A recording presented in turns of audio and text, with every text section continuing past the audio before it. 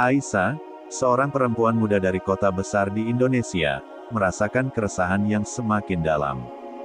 Tekanan kehidupan modern, perbandingan tak berujung di media sosial, pengejaran kesuksesan materi yang tak kenal lelah menimbulkan kekosongan di hatinya. Ia berprestasi dalam studinya, mendapatkan pekerjaan bergengsi, dan memiliki kehidupan yang tampak sempurna, namun rasa ketidakpuasan yang mendalam tetap ada. Perayaan Idul Fitri yang meriah terasa kurang menggembirakan, panggilan azan terasa kurang bermakna. Sholat 5 waktu yang dulu dikerjakannya terasa seperti kewajiban formal, tanpa kedalaman spiritual. Kehidupannya terasa kosong, seperti mengejar bayangan. Suatu malam, saat menjelajah media sosial, ia menemukan video seorang perempuan di desa terpencil, yang berbagi tentang kesederhanaan hidupnya.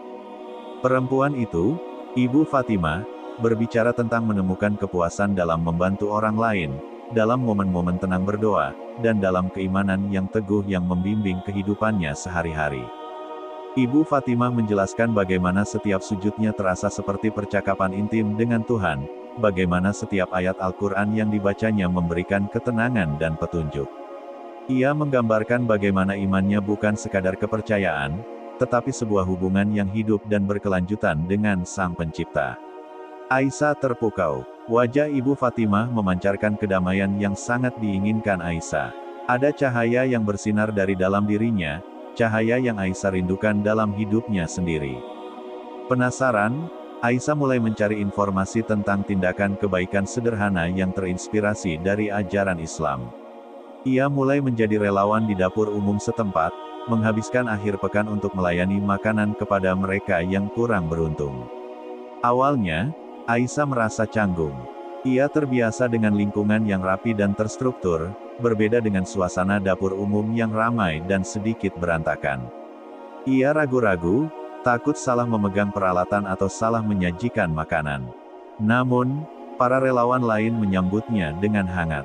Ibu Ani, seorang perempuan parubaya yang sudah lama menjadi relawan, dengan sabar mengajari Aisyah cara menyajikan makanan dengan efisien dan ramah.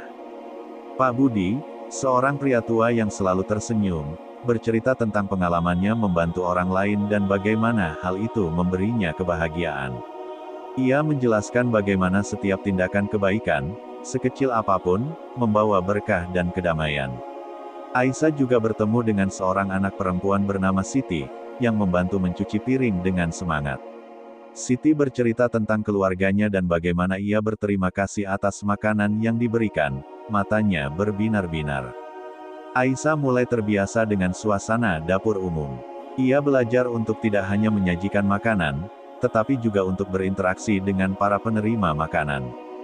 Ia mendengarkan cerita mereka dengan penuh perhatian. Ada seorang nenek yang bercerita tentang cucunya yang sedang sakit, seorang pemuda yang kehilangan pekerjaannya, dan seorang ibu tunggal yang berjuang untuk menghidupi anak-anaknya.